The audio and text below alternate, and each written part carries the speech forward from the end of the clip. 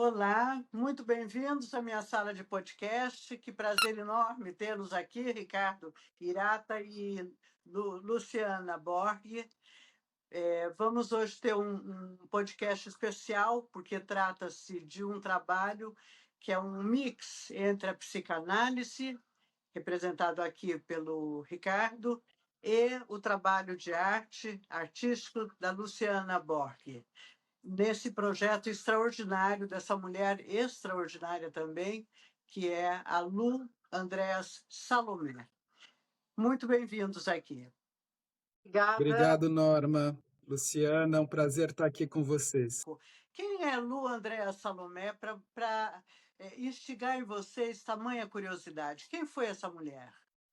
Olha, eu amo a definição que a Ana Yasmin dá sobre ela, que ela diz que a Lu Andréa Salomé foi a primeira mulher moderna, ou uma das primeiras, no sentido de que numa época onde a mulher não tinha voz, a mulher não escrevia, a mulher não se colocava, e ela defendeu suas ideias tanto no campo. Ela era escritora, né, poeta, depois se tornou psicanalista, né, estudou com Freud, analisou a filha do Freud, que o Freud pediu a ela para ser analista dela, enfim.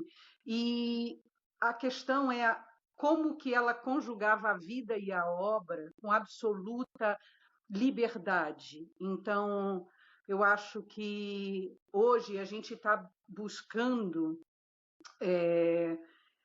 um comportamento onde a gente já tem referências no passado de mulheres incríveis, e a Lu foi uma das primeiras que colocou, que bancou isso, que não seria propriedade de ninguém. Não só propriedade física, mas mental, artística, todas essas. Em geral, ela é de uma mulher, uma femme fatale, alguém que, né, muitos homens se apaixonaram por ela e ela foi muito próxima do Nietzsche, de Hilke, de Freud. É sempre um foco sobre os homens. Sim. Mas ela é uma mulher que ela foi uma profunda conhecedora do seu tempo e da sua própria criatividade, exerceu o seu pensamento em mais de 100 artigos publicados, 10 romances, peças de teatro, livros de análise na época com um perfil psicológico que não se fazia, sobre o Nietzsche, uma obra que foi muito elogiada, muito lida, depois também sobre o Hilke, escreveu uma carta de agradecimento, que é um livro, né, a Freud. Teve produções importantes na área da psicanálise, mas sempre foi mantida como um certo pano de fundo para que homens se sobressaíssem, né, com o seu pensamento e as suas obras à frente dela. E o nosso projeto visa justamente a gente conseguir desapagar no sentido de relançar, né, o pensamento e a obra dessa mulher tão inovadora que viveu profundamente o seu tempo de uma maneira que poucas pessoas da época e ainda hoje poderiam fazer, poderiam ter uma vida como a que ela teve. Viajando por muitos países, conhecendo muitos artistas e pensadores eminentes, indicados ao Nobel, premiados. A alta produção artística e filosófica da época, ela teve muito contato. Isso mesmo antes de chegar a conhecer a psicanálise. Então, quem que vai falar um pouquinho da sua parte, né, desse projeto, o que te cabe, para começarmos a introduzir esse trabalho tão especial de vocês? Normalmente, Quer começar, Lu? eu ia falar que normalmente a mulher fala primeiro, mas como o Ricardo é o autor, é escritor e é o autor que vai dar voz novamente, devolver a voz à Lu Salomé, eu como atriz, vou ceder a minha vez para o autor falar. Foi muito elegante a sua saída. Vamos lá. Bom, tudo começou há cerca de uns 2 anos. A Luciana, a gente se conheceu por meio de um outro trabalho que eu fazia com Guimarães Rosa. E um amigo em comum nos apresentou por causa da Lu Andréa Salomé como uma figura muito significativa e que poderia fazer uma boa ponte entre o teatro e a psicanálise. É uma autora que eu já lia, já estudava por causa de uma pesquisa com psicanalistas e escritores que eu tenho, mas nunca tinha me aproximado com essa intensidade, com a possibilidade verdadeira de ter uma produção artística da parte do teatro para me aproximar dessa autora e da obra dela, o que fez toda a diferença. Então, eu e Luciana começamos uma pesquisa a fundo. Isso nos levou já a uma série de trabalhos. Fizemos um ciclo sobre a Lu Andréa Salomé no SESC, ano passado, em abril, com várias mesas redondas. Estamos escrevendo, então, iniciamos a escrita de um monólogo dramatúrgico sobre a vida e a obra da Lu, e fizemos no SESC uma leitura primeira de um trecho desse monólogo. Depois tivemos na Sociedade Brasileira de Psicanálise de São Paulo, numa reunião científica, comentando um trabalho de Annelise Scapatiti, e lá também pudemos aprofundar um pouco e criamos uma entrevista que, se der tempo, a gente lê aqui para vocês hoje. Tivemos também no Instituto Sede Sapiense, com a Marina Bialer, Renata Kronberg, também uma mesa redonda sobre a Lu e também uma leitura com trechos do monólogo que nós seguimos produzindo. É um trabalho que foi se abrindo para outras frentes. Atualmente estamos trabalhando o encontro da Lu e do Hilke. Vamos ter aí em março já uma primeira apresentação na Livraria Ponta de Lança sobre o livro que Hilke escreveu dedicado à Lu, de poemas. Temos também uma produção extensa fazendo um resgate da obra do Ibsen, que a Lu analisou profundamente, escreveu um livro sobre as heroínas de Ibsen, e são leituras dramáticas que nós fazemos com edição e direção da nossa colega Teresa, que está também junto, fazendo essa produção. E fazemos são 6 peças do Ibsen que fazemos essa leitura, seguida de bate-papo junto com o Espaço Potencial Winnicott, do Instituto Sede Sapiense. Em março vamos ter a próxima apresentação, vai ser o Pato Selvagem, a nossa próxima leitura. Depois a gente dá detalhes de como participar dessa. Eu tomei contato com a obra da Lu Salomé no Instituto de Psiquiatria, no Rio de Janeiro, que eu trabalhei durante alguns anos lá, fazendo no Hospital Dia, com teatro-terapia. E fui para lá para acabar de escrever um texto, que era uma adaptação da Electra, uma Electra que foi feita lá dentro do hospital, e comecei um trabalho com os pacientes de teatro-terapia, e a equipe feminina chegou e me deu os livros da Lu para eu conhecer a obra, dizendo que eu tinha que fazer um espetáculo sobre ela. E aí muitos anos se passaram, eu carregando esses livros para cima e para baixo, esperando quem queria escrever que tivesse um pé no teatro, nas artes de uma forma geral, e o outro pé na psicanálise. E aí, finalmente, o Irata apareceu. E ele já estudava a Lu também. Na verdade, ele já vinha há alguns anos, e aí se deu esse encontro. Na verdade, a Lu organizou isso. Ela organiza tudo, na verdade. Elas foram muito próximas. A Lu Salomé, ela foi muito próxima de Freud, da família Freud. Elas foram muito próximas, elas criaram juntas, não uma analista no sentido de como a gente entende hoje, mas o Freud queria que a Lu tivesse uma proximidade com a filha, com a Ana. A Ana pudesse ter, na presença da Lu, na mente, no pensamento, na criatividade da Lu, uma figura para ter uma orientação e uma troca íntima, em que ela Sim. pudesse também se organizar na sua produção de analista, a Ana. Elas entram Sim. juntas para a Sociedade de Viena. O trabalho que a Ana escreve para entrar foi escrito bem próximo da Lu, então elas têm uma correspondência editada só em alemão, 2 volumes, bastante extensa, fora a correspondência da Lu com Freud, que mais de 25 Então, anos de correspondência. quer dizer, uma mulher que influenciou muito a teoria psicanalítica, que na época estava se criando, tanto em relação a Freud, que correspondia com ela, quanto isso que você agora está acrescentando também no trabalho da Ana. Ela, enquanto as teorias estão sendo construídas, a Lu Salomé tem uma influência direta nisso. Tem. Uma influência muito grande em muitos campos, porque no teatro, quando ela escreve o livro sobre o Ibsen, analisando as 6 heroínas do Ibsen, que foi um livro que teve uma grande repercussão, que era uma dramaturgia também inovadora, que fundava o sujeito moderno, e a psicanálise dialogava diretamente com esse personagem que se questiona em cena.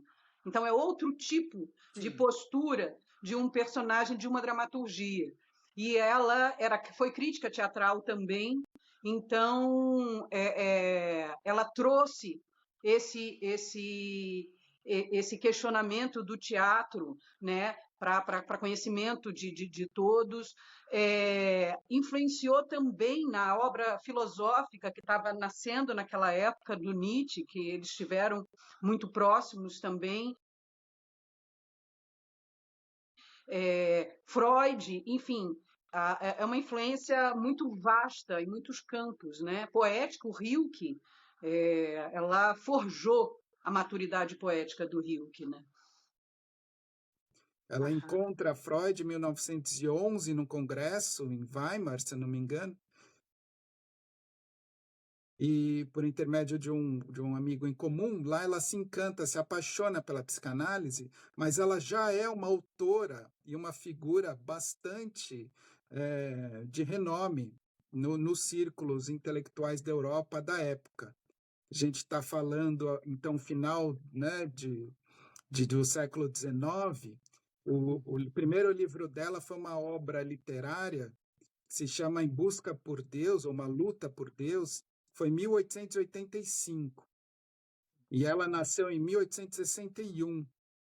Então, ela começa a sua produção muito cedo, e isso vai se estendendo de uma forma muito fértil até os seus últimos anos. Ela falece em 37, na Alemanha. Ela nasce em São Petersburgo, na Rússia. Então, há uma produção que, para a época, era de uma maneira muito plural, né? E muito bem recebida, porque havia toda uma abertura para o tipo de pensamento que estava acontecendo, segunda metade do século XIX, um relançamento de questões sobre a existência, sobre a alma humana, sobre o lugar da arte, a partir daquilo que, como Nietzsche bem chamou, né, havia existido uma morte de Deus no sentido das forças da transcendência serem aquelas que regiam o destino dos seres humanos. Então, isso se volta para uma investigação profunda da subjetividade, da intimidade da vida emocional e anímica das pessoas, algo que já vinha sendo trazido à tona por Kierkegaard e muito no teatro por Ibsen. Então, quando, por exemplo, a Lu Salomé, ela escreve a obra sobre as mulheres de Ibsen em 1892, ela já traz ali indagações bastante importantes, né? Como, por exemplo, vou ler um trechinho aqui, ela diz assim, sobre Casa de Bonecas, né? Como alguém poderia assumir a autoridade sobre a própria vida interior antes de se tornar ela mesma dona de si? Veja, isso ainda finais do século XIX. Como alguém poderia ousar se entregar a outra pessoa antes de ser capaz a doar-se a si mesma. Então, são indagações profundas com relação à existência, mas, sobretudo, ao lugar da mulher e à existência da realização de si, seja da mulher ou do homem, né? Como algo que vem inquietando toda uma época e que ela traz isso no seu pensamento e na sua produção, interligada e articulada aos grandes artistas e pensadores da sua época. Então, tem um manancial muito grande de conhecimento que foi sendo produzido pela Lu, ao mesmo tempo que a gente tem acesso por muitas correspondências, livros extensos, mas também muito pouco traduzidos ainda para o português. Por exemplo, nas suas cartas em troca a ela, Nietzsche e o Poré, dois filósofos, né, que conviveram muito proximamente de uma maneira bastante intensa. As cartas, volume extenso da troca dela de cartas com o Rilke, né? Então, tudo isso vai dando notícias para a gente de que ela vivia e pensava concomitantemente com a sua época. Então, a gente pode, com essa grande quantidade de material que ainda é inédito em português e que a gente está querendo, aos poucos, traduzir e trazer para o conhecimento do nosso idioma, uma forma de pensar e de existir que foi profundamente registrada e que traz sementes importantes que nós ainda não conseguimos, na nossa época contemporânea, dar uma profunda, como dizer, uma germinação dessas sementes e dessas ideias. Esses potenciais que estão ali em Rilke, mas que estão entre os dois. E tudo isso, quando a gente vai pensando esse afunilamento em direção à psicanálise, que é para onde ela se dirige a partir de 1911, a gente vai entendendo como essa grande coleção de produções de sementes e de pensamentos não germinados encontra solo na psicanálise, mas que não foi dado o devido lugar à produção criativa da Lu. Ela diz, né, como a gente tem uma fala, os textos delas eram bem aceitos na revista Imago, mas não nas outras revistas mais ditas clínicas, né, da psicanálise. Então, um livro dela sobre análise de criança, que não foi aceito ser publicado, é um pequeno exemplo, né? Tem uma outra autora recente que resgata a obra das cartas. Ela diz, acho que é a Escrita de Freud, o livro saiu pela Blucher, uma tradutora. E ela fala que Freud, ele fala com a Lu, fala sobre a mulher com a Lu, muito diferente de como ele escreveu sobre a mulher e o feminino nas obras dele, nas obras mais ditas científicas, né? Então, a correspondência, que é vasta e profunda entre Freud e Lu, tem também um manancial de conhecimento ainda a ser melhor explorado e aprofundado. São obras que algumas delas foram traduzidas para o português há décadas e que não têm uma fluência e uma leitura, né, como a gente faria a tradução dessas obras atualmente. Assim como, por exemplo, as memórias escritas, né, da Lu, ditadas por um amigo dela, também em português é uma obra que perdeu no tempo a sua potência. Então, há todo um conjunto muito vasto de pesquisa. A obra dela completa em alemão, está sendo editada ainda, né, por uma editora também de Göttingen, mas que é muito recente, são alguns anos, né? Pouco mais de 10 anos estão resgatando a obra dessa mulher que foi se perdendo, foi sendo apagada e foi sendo também silenciada por outras vozes, sobretudo masculinas, que de alguma maneira abafaram a sua criação. Então, poder acompanhar a história de vida dela, junto com a história dela literária e o pensamento filosófico e psicanalítico, é um conjunto, né, de elementos que a gente pode também trazer, reatualizar, de maneira a enriquecer o que hoje a gente entende, pensa, tanto em psicanálise quanto em produção artística feminina, né, do final do século XIX, começo do século XX, mas também como reatualizar essa mulher como uma figura de um modelo no bom sentido, e isso é em parte o que a gente quer trazer com um monólogo, né, para voltar a questionar as mulheres e os homens do nosso tempo. Sim. Então, tem uma matéria-prima muito rica, né? Que a gente se Aham. encantou e que a gente está aos poucos buscando lapidar, digamos assim, com essa Uhum. experiência emocional bastante intensa que é a dramaturgia e o teatro. Então, Certo. trabalhando com a Luciana e a gente poder trazer para o teatro, para a cena, para o palco, para a experiência vivenciada, né? Todo o conteúdo que pode ser assim aproximado do teatro Uhum. recoloca as questões de maneira a quem assiste pode experienciá-las, pode vivenciá-las na sua potência artística. Então, a gente vivencia a arte junto com o pensamento psicanalítico e filosófico, o que, para nós, reaproxima a proposta do projeto da Lu. O projeto dela, literário, científico, psicanalítico, sempre foi da experiência vivida, nunca foi da abstração puramente conceitual. Ela Aham. vivia para poder sentir, assim como Rilke, assim como outros da sua época, né? Vivia intensamente para poder criar a partir do que ela sentia e daquilo que ela pensava ao sentir. Então, ela nunca se retirou das viagens e da forma de estar no mundo e amar profundamente muitas pessoas, né? Sobretudo homens brilhantes da sua época, Uhum. de maneira a produzir com essa emoção toda uma forma de se constituir, né, verdadeiramente. Então, é um presente para nós, né, poder hoje estar próximo do trabalho dessa mulher tão plural, né, por meio Aham. da arte, com o trabalho da Luciana, de outros colegas que estão com a gente, Fernando Filbert na direção e outros colegas fazendo as leituras, né, das obras do Ibsen. Então, a gente revitaliza com a emoção, não só, né, se aproximar de uma maneira abstrata da palavra sem o ato vivo, né? E aí Uhum. a psicanálise e o teatro vêm fazendo uma boa dupla. E a gente percebeu que esse trabalho vai ainda seguir por muitos e muitos anos, né, Lu? Se assim for do nosso desejo. Ricardo, me permita, para quem não conhece ainda, esteja nesse momento se inteirando do que vocês estão fazendo, esse projeto, quem foi Rilke?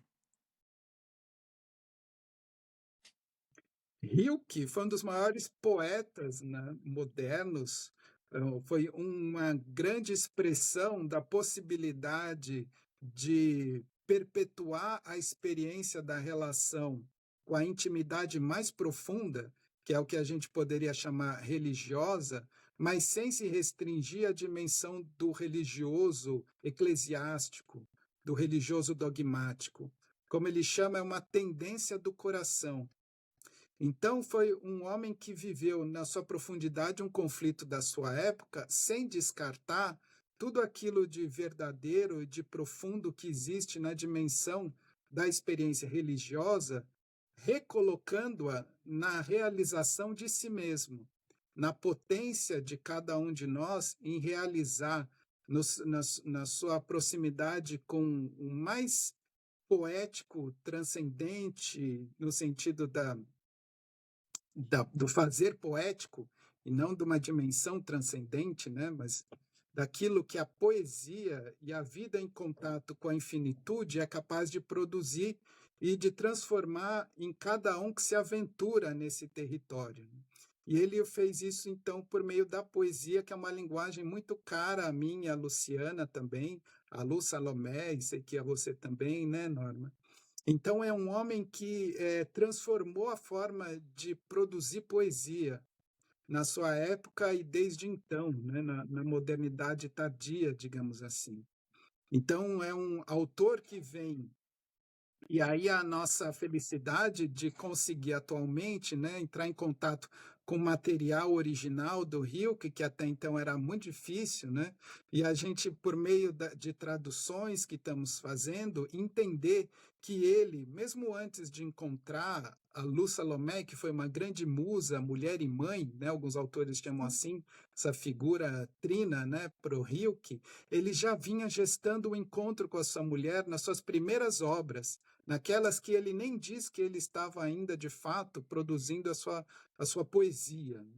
Então, tem uma série de livros que nunca foram traduzidos para o português e que estão antes, durante e logo após o encontro amoroso profundo, né, que existiu entre Lu e Rilke, e que a gente está também trazendo para uma tradução inédita para o português e realizando por meio de leituras dramatúrgicas, né?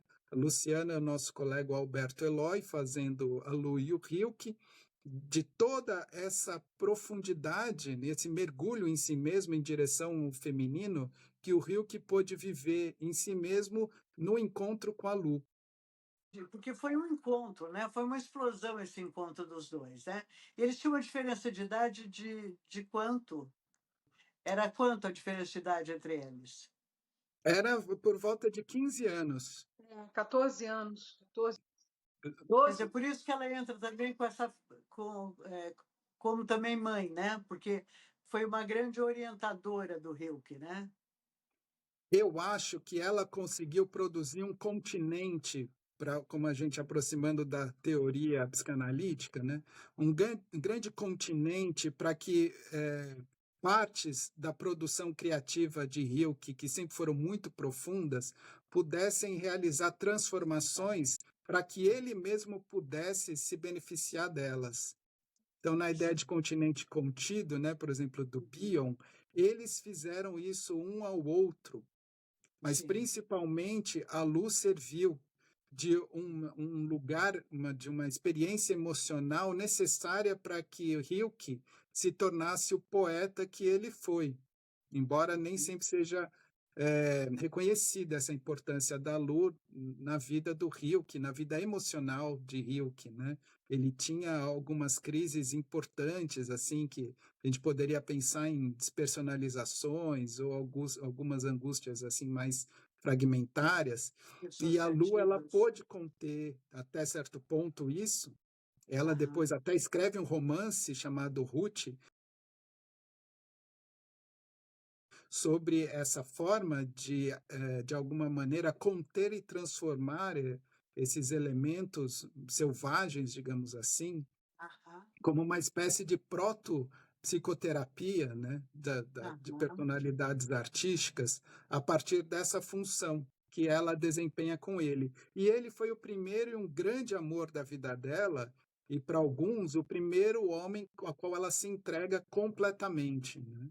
Ela era casada há quase 10 anos, mas nunca tinha consumido o casamento com o marido, que um pouco forçou ela a se casar com ele, o Andreas, Karl Andreas, um orientalista brilhante, né? Enfiando uma faca no coração. Quando ela falou que não ia casar com o Andreas, ele enfiou um canivete no peito, né? Então era assim o tipo de intensidade emocional que acontecia ao redor da Lu. Fala, Lu, fala.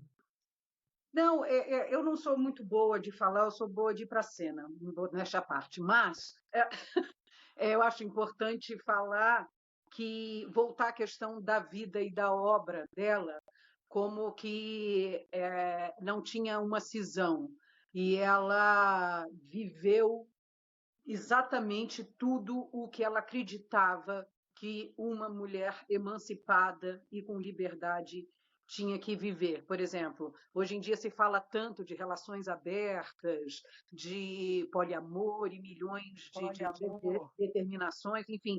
E ela viveu isso. Ela era casada, mas ela vivia outras relações, ela ia para onde ela queria, ela viajava, enfim, escrevia o que pensava. Eu acho que esse lugar é muito interessante, esse lugar. Por isso que quando o Irata falou de não só ter um contato com a obra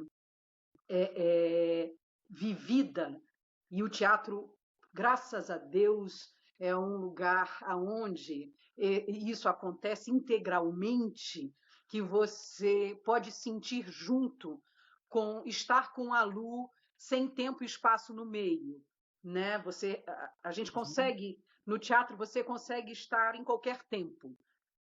E quando a gente faz as leituras do Ibsen e traz essas mulheres que ela se baseou para sedimentar o pensamento dela, é interessante ver a reação da plateia feminina com essas vivendo esses dramas, esses conflitos que são os mesmos, mas vivendo com as Sim. personagens através dessa atriz que vos fala. Então, assim, é muito interessante porque você tem o contato com a obra escrita e com a obra vivida.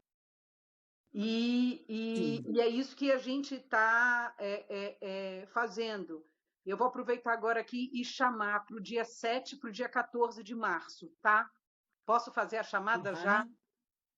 Dia 7 de março, às 19 horas, na livraria Ponta de Lança, nós vamos fazer a estreia da performance Rio Quilu, que é um grande encontro, né? E nessa performance vai ter em cena trechos do texto inédito que o Rilke escreveu para Lu, Celebrar-te, que virou um livro que também será lançado nesse dia, com tradução do Ricardo, tá? E nós vamos fazer pedaços. Esse é o primeiro pedaço, o primeiro ato, o primeiro momento.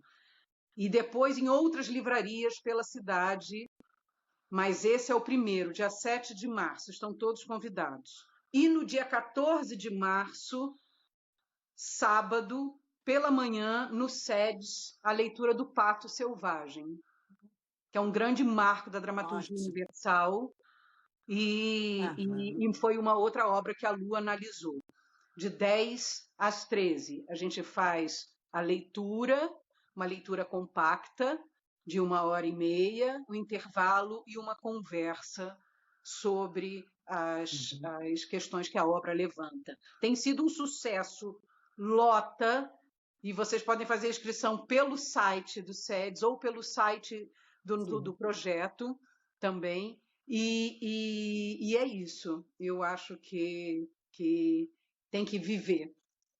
Entrar em contato com a Lu é ler e viver junto com as questões.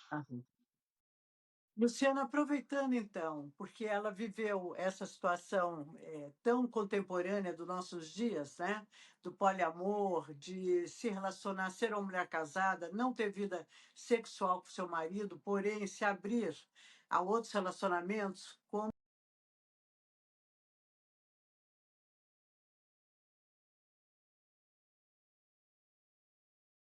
eu já ouvi falar que, assim falou Zaratustra, foi bastante influenciado esse livro do Nietzsche pela Lusta. Verdade, mas boato, se é fato. O Nietzsche queria casar com ela, como muitos homens, e ela não quis casar. Isso gerou uma revolta muito grande nele, né? Então ela não chegou a ter uma relação de homem e mulher com o Nietzsche. Foi muito próxima. Do rei ela teve um casamento intelectual, que eles moraram juntos há alguns anos, mas também sem fisicalidade. E esse encontro físico total, transcendental, foi com o Rilke. E outros, mas o Rilke foi talvez o primeiro. Tem essa grande amor, questão. né? Sim. Então, o primeiro livro dela evoca a espiritualidade de Deus. Sim, Ricardo? Sim. E Zaratustra a gente vai encontrar muito, né? A questão da transcendência com a pegada espiritual, ou, né? Ela ter sido, digamos, silenciada ou não lembrada, você acha que tem a ver com a ciência cartesiana entrando ou se fazendo presente, impedindo, então, pensamentos que pudessem levar a essa cesura da espiritualidade com o psicológico Sim, para é auxiliar comum isso. para se desacreditar a produção de alguém dizer que essa pessoa é mística, né? Isso foi muito feito com a obra dela, algo que a gente tem a oportunidade de repensar, que é uma necessidade, inclusive, e que Bion nos traz, assim como Winnicott, né? Assim como Ferenczi, nos traz aberturas fundamentais para requestionar o que é isso, que, por exemplo, a gente pode chamar de fé psicanalítica, ou Sim. com Bion a gente chama fé em ó. A Nelise Scapacity também traz esse tema de uma forma bastante importante, né? De recolocar a experiência dita mística, religiosa, ou como lá se quiser chamar, como uma dimensão da intimidade profunda de cada um consigo mesmo, na Sim. fronteira com a infinitude da existência. Uhum. Então, a Lu, ela nunca temeu pensar aquilo, ela começa estudando ciências comparadas das religiões, ela teve um professor que era um pastor muito importante, carismático na época na Rússia, que era o Guilot, que a inicia no estudo da teologia, da filosofia das religiões comparadas, e ela tinha uma experiência de fé quando criança muito grande. Só que essa fé, como para muitos outros da sua época e até então, né, ela se perde porque era um tipo de fé que vem, digamos assim, de fora para dentro. Era aquela fé dentro da moral religiosa, né? Uma fé que não se convertia dentro da experiência íntima em algo verdadeiro. E ela tem essa crise da perda da fé ainda na infância de uma maneira assim irreparável.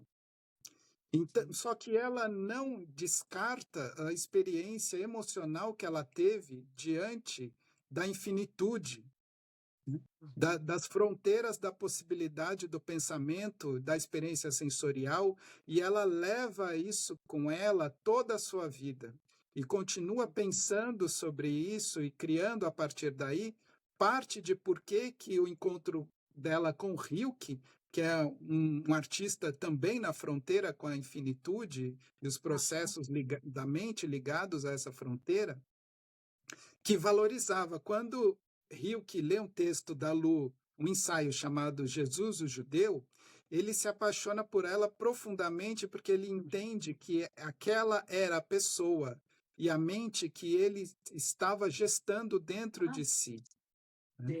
Eles eram muito próximos dentro desse conflito, então, da perda da fé, da morte de Deus, mas de sentir uma dimensão que a gente poderia chamar mística ou espiritualista no sentido psicanalítico e poético do termo, né?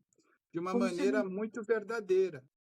como E se ele isso nos encontrasse, Pode falar. desculpa, como se ele encontrasse a ânima do Jung, como se ele É, encontrasse a ânima. é isso mesmo. Eu acho que Como sim.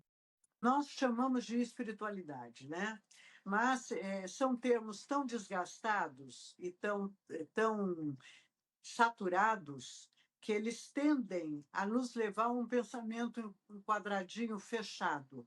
Então, eu gosto muito do termo que você usou agora, Ricardo, que é no limiar que você colocou, Da que a luz infinitude. da infinitude, isso. Uhum.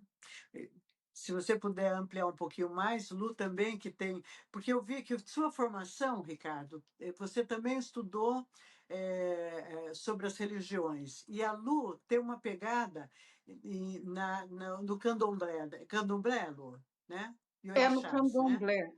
Eu sou Yalorixá, sou mãe de santo. Também. Junto com o meu ofício de atriz. Eu costumo dizer que meu Então, coração é podemos metade de falar um um, metade pouquinho do outro. mais? Oi? Desculpa, eu gostaria de ampliar um pouquinho mais esse lugar, se vocês me permitem, tá? Uhum, Podemos claro, entrar um pouquinho Claro. mais? claro. Por Eu Eu favor. acho acho, e Bion importante. percebeu isso, Né? né? Diga, Ricardo. Nas, na sua obra, a partir de transformações, atenção, interpretação, né, e nas autobiografias, de que há uma dimensão da experiência da mente que não pode ser aproximada sem que a gente resgate, gostei disso que você disse, Norma, né? Esses termos que foram muito saturados, desgastados, dentro de um desgaste que ocorre de fato dentro das produções religiosas, né? Algumas delas, né? Não todas, sem generalizar, mas no sentido de que isso poderia se tornar alguma coisa de uma alienação ou o futuro de uma ilusão, com Freud, a gente pensar, de uma certa onipotência infantil. Mas essa não é a única forma da gente experienciar e sentir a questão da espiritualidade.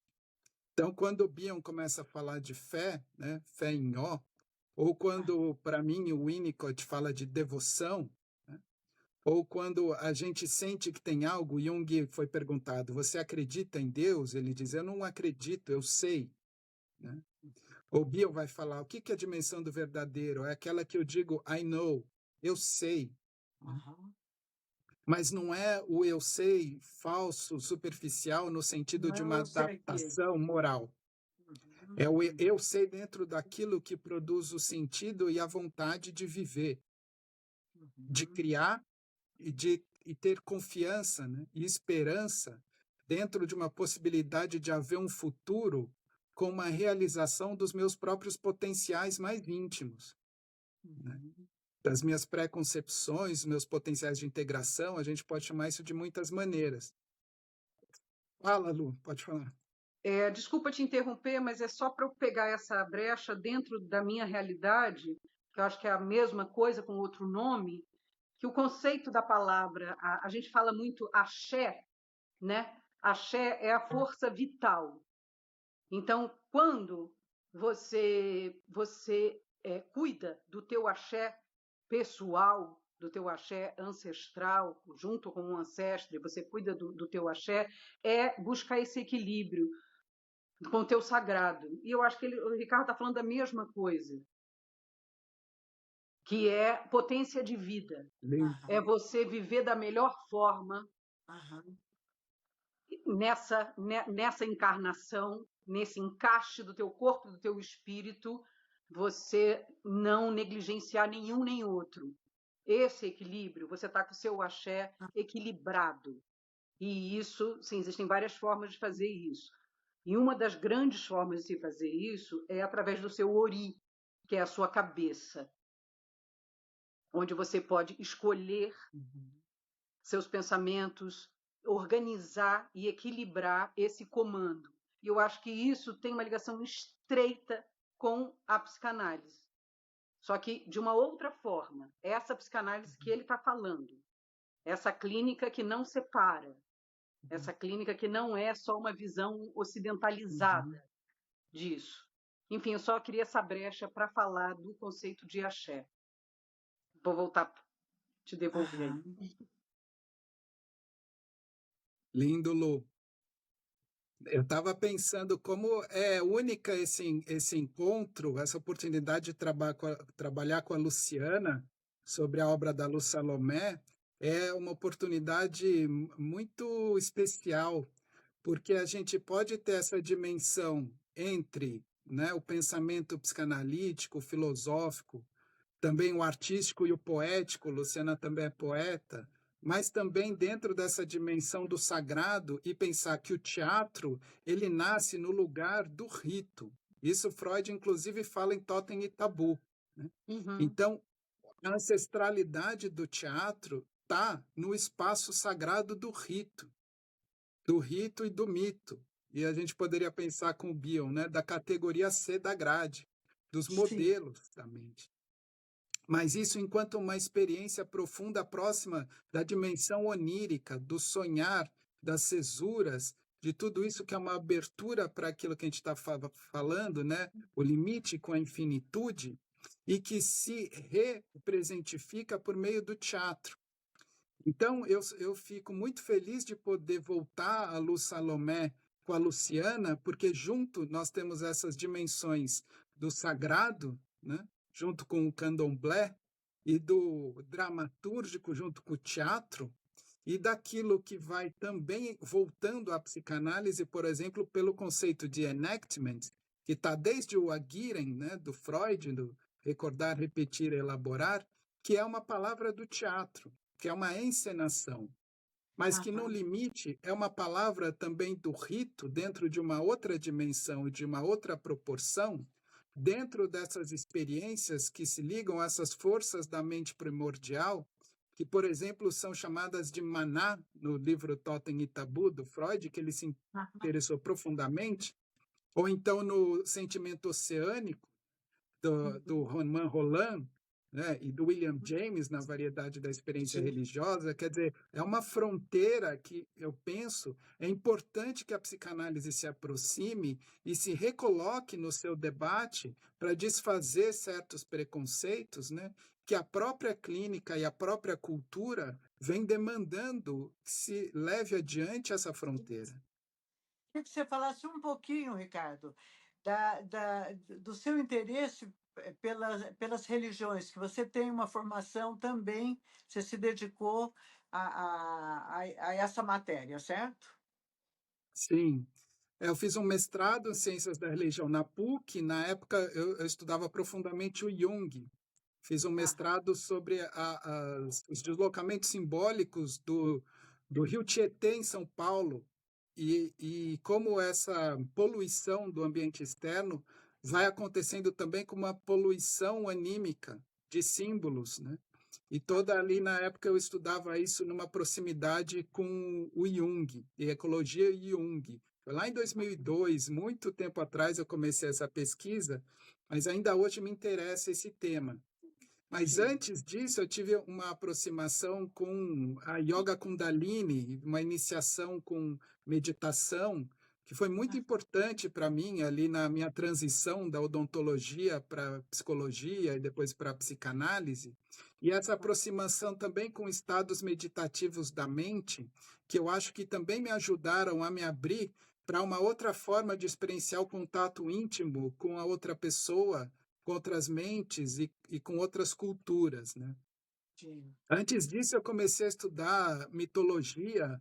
Já no final da adolescência, eu tenho uma tia que é psicóloga junguiana, eu adorava a biblioteca dela, e estudar mitos me ajudou muito, né? Então, eu tenho um trabalho sobre a orfandade precoce, eu escrevi um livro sobre a orfandade, é um livro autobiográfico, né? E essa experiência de um excesso de choque, que é a orfandade, um sentimento oceânico pela sua seu potencial profundo, né, de aproximação com a infinitude e com os lugares né, aterrorizadores do sofrimento. E foi importante para mim estudar mitologia. Então, eu li muito mitologia, lia muito Joseph Campbell, e lendo muito Jung. Depois eu fiz até o doutorado na psicologia clínica da PUC, até a qualificação, depois eu mudei de rota, mas eu estudava profundamente a obra do Jung no interesse dessa fronteira com o que eu chamaria hoje a categoria C da grade do Bion, porque os mitos têm um potencial de produção de modelos para a mente que é muito rico, e depois me ajudou quando eu fui fazer formação de escrita literária lá no Instituto do Veracruz. Eu percebia que essa era uma fonte importante, né, de articulação do pensamento.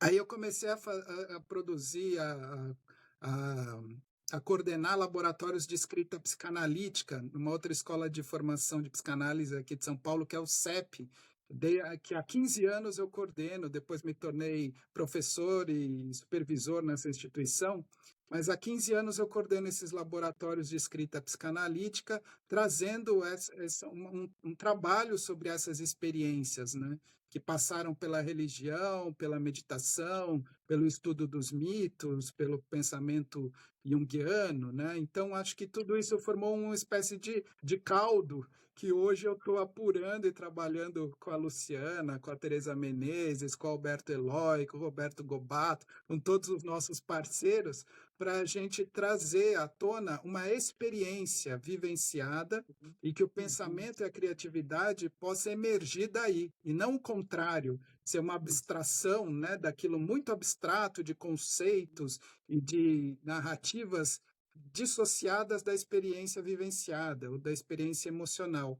Por isso que a gente quer dar cada passo, né, por vez, amarrando, costurando com o teatro, Sim. que está dentro de uma fronteira na própria construção da personagem, no trabalho do ator, e que pode se aproximar desse outro limite que a gente está chamando aqui, né, das relações com a dimensão do sagrado, das religiões africanas, ou dentro de toda essa situação ritualística, e os seus limites, suas fronteiras com a dimensão do teatro. Então, isso é algo que nos interessa muito, porque parece Sim. que tem potenciais e possibilidades muito ricas e criativas dentro dessas fronteiras, desde que a gente possa desconstruir muitos dos preconceitos, né, e das defesas, porque é uma experiência de questionar o que a gente sabe, né? A gente vê que a gente não sabe tanto assim, e de que no limite da construção artística, de estar no palco ou de estar num espaço sagrado, a gente percebe que a mente se aproxima de seus lugares selvagens, de seus lugares primitivos, né? Daquilo que, de uma certa forma, a gente precisa se haver para levar adiante, seja a clínica, seja a cultura, né? Essa é um pouco da nossa aposta, da nossa fé, digamos assim. Maravilhosa. O currículo do Ricardo é show, né? É de babar. Que coisa boa, que maravilha, Ricardo. O teu caminho, que coisa linda. A gente tem muita coisa para explorar aqui. A Lu, quando falou do teatro que ela trabalhou no Rio de Janeiro, com o Hospital de Psicóticos, né? Meu Deus, eu imagino que vocês não têm para falar. Conta um pouco da sua experiência com teatro no hospital psiquiátrico, que está Isso. nas raízes do nosso trabalho de hoje também, que é Ai, linda. que Eu ótimo. só vou dar uma contextualizada rápida também que a minha formação é uma formação da prática, né? Eu tenho os 21 anos de iniciada no candomblé, esse percurso que me torna, né, Yalorixá, que eu posso assumir o cargo depois de um certo tempo, né? E, e sou de uma família de teatro, né? Na verdade, sou sobrinha de um grande ator, então cresci nas Coxias, então é uma formação que ela se dá muito naturalmente, né? Então eu comecei a fazer teatro com 14 anos e não parei mais. Então é isso. Eu só queria dizer que são muitas décadas de relação com os deuses. Bom, eu fui para o Isso. IPUB para terminar a adaptação da Electra que eu estava fazendo, uma Electra pessoal, autoral, né? E fui trabalhar com as mulheres, com as pacientes. E a partir dali o trabalho foi dando certo e eu fiquei 3 anos trabalhando direto com o grupo do Hospital Dia, que depois ficou misto, não era só mulheres, com a enfermaria também, porque aí se formou, dentro da oficina, né, se formou um grupo que era uma companhia de pacientes atores. A gente se apresentava nos congressos, nos encontros de saúde mental, Desculpa, Lu, no Pinel. Tá. no Instituto de Psiquiatria, o IPUB. Sim. E aí, eu que não era do mundo psi, acabei convivendo bastante, porque aí eu comecei a escrever artigo, fazia parte dos encontros, mas sempre pelo viés do teatro-terapia e defendendo um lugar de uma criação autoral com os pacientes. Isso virou um método de trabalho e foi acontecendo lindamente. Aí a Lu apareceu na minha vida. A partir dali também eu aprofundei a relação terapêutica dentro da minha iniciação, porque de alguma forma o Brasil ele é muito espiritual, especialmente espiritual. É um país que traz isso no vento que a gente respira. E E as pessoas que não têm acesso à clínica, não podem fazer análise, não podem, porque infelizmente ainda é elitizado, né?